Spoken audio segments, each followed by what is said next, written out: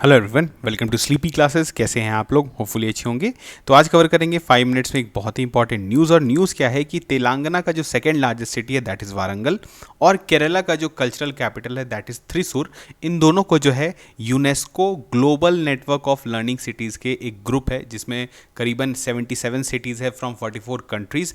तो इनको जो है इस ग्रुप में ऐड कर दिया गया है। इसके पहले आपको पता है नीलांबूर एक अनदर सिटी है फ्रॉम केरला, बहुत ही अच्छा घूमने का जगह है, उसको भी यहाँ पर जो है इसके global network of learning cities में ऐड किया गया है। अब इसके बारे में थोड़ा सा जानते हैं। इस पर बेस्ड क्वेश्चन आपसे डेफिनेटली पूछे जा सकते हैं स्टेट पीसीएस में, क्योंकि यूनेस्को का चाहे वो वर्ल्ड हेरिटेज साइट हो, ठीक है, या फिर नेचुरल हेरिटेज साइट हो, अब जैसे इस पे global network of learning cities ये उनका एक नया इनिशिएटिव है, तो इसमें अगर कुछ डेवलपमेंट होता है खास करके इंडिया के पर्सपेक्टिव में, तो ये डेफिनेटली आपसे क्वेश्चन में पूछा जा सकता है। तो चलिए जानते हैं।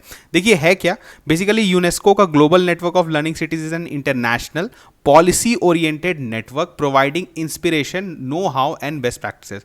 इसमें है क्या, जो सिटीज़ हैं जिनको सेलेक्ट किया जाता है इसमें कुछ खास वजह होता है उनको सेलेक्ट करने का, क्योंकि उनके यहाँ कुछ ऐसा मतलब सर्टेन चीज़ों को, या आप बोल सकते हैं कुछ बेटर प्रैक्टिसेस वो सक्सेसफुली इंप्लीमेंट कर चुके हैं, और वो चीज़ जो है बाकी सिटीज़ को भी सीखना चाहिए, ताकि वो अपने जो डे टू डे प्रॉब्लम्स होते हैं जो अभी हो रहे हैं या फिर फ्यूचर में आने वाले कुछ प्रॉब्लम्स हो सकते हैं, उसको सक्सेसफुली सस्टेनेबली जो है उसको टैकल कर सके। ठीक है, इस नेटवर्क का मेन अगर आप गोल बोलेंगे तो क्या है, network supports the achievement of the 17 sustainable development goals. आपको पता है एसडीजीज जो है वो 17 एसडीजी को अचीव करना है थ्रू सस्टेनेबल प्रैक्टिसेस। और पर्टिकुलरली अगर बात करें तो एसडीजी 4, वो क्या एसडीजी 4 बोलता क्या है, ensure inclusive and equitable quality education and promote lifelong learning opportunities for all।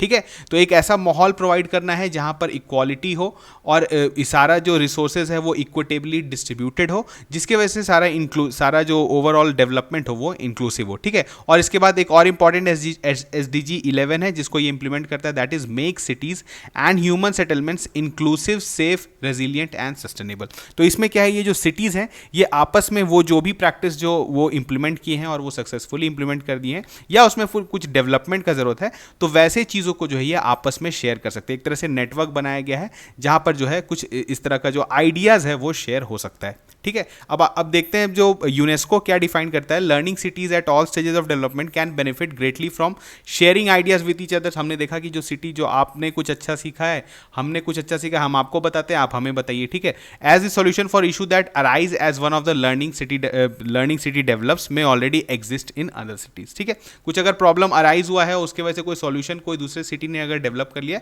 तो वो आपको बता देगा, तो आपको वो डेवलप करने में काफ़ी आसानी हो जाएगी। इसके अलावा यूनेस्को डिफाइन भी करता है कि लर्निंग सिटी क्या होता है, क्यों वो किस तरह से डिफाइन करता है कि effectively mobilize it resources in every sector to promote inclusive learning from basic to higher education, revitalizes learning in families and communities, facilitates learning for and in workplace, extends the use of modern learning technologies, enhance quality and excellence in learning, and fosters a culture of learning throughout life.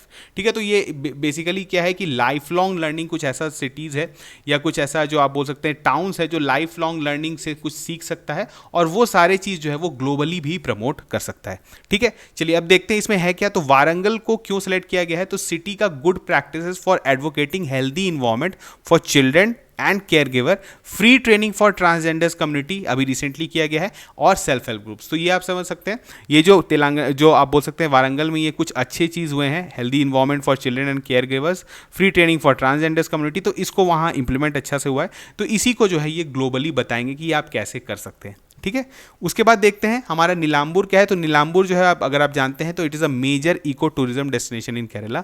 यहाँ पे eco tourism जो है वो काफ़ी ज़्यादा promote किया जाता है, और इसको यहाँ पर अगर आप बोलेंगे तो जीएलसी में ऐड किया गया है। तो life long learning initiative will provide Nilambur with tools to innovate in agriculture and handicraft and promote eco tourism. मतलब यहाँ के इको टूरिज्म को प्रमोट करना है और डेवलप करना है, और कुछ जो हेल्दी प्रैक्टिसेस है जैसे इंप्रूव वाटर मैनेजमेंट, इस तरह की चीज़ों को यहाँ पर इंप्रूव करना है कि इको टूरिज्म टूरिज्म जो है वो बढ़े और ये ग्लोबली जो है ये इस चीज़ को बता पाएँ कि इसका बेनिफिट्स क्या होता है। ठीक है, इसके बाद हम लोग देखते हैं दैट इज थ्रिसूर। तो इसको ये क्या है, कल्चरल कैपिटल है केरला का, और इसको जो है ये it is also a prime destination for some of most famous academic and research institutions. ठीक है, ये काफ़ी यहाँ पर जो है फेमस रिसर्च इंस्टीट्यूशंस भी हैं। अब यहाँ पर होता क्या है कि देखिए एक स्टैंडिंग कमिटी है जो सारे decisions finance, development, health, education, welfare, public works, urban planning city का जो है काफ़ी एक तरह से बोल सकते हैं आप प्लान सिटी है। तो इस तरह से वहाँ पे कुछ कुछ जो आप बोल सकते हैं पॉलिसी इंप्लीमेंटेशन हुआ है या इकोनॉमिक प्लानिंग जो है वो काफ़ी अच्छे से हुआ है।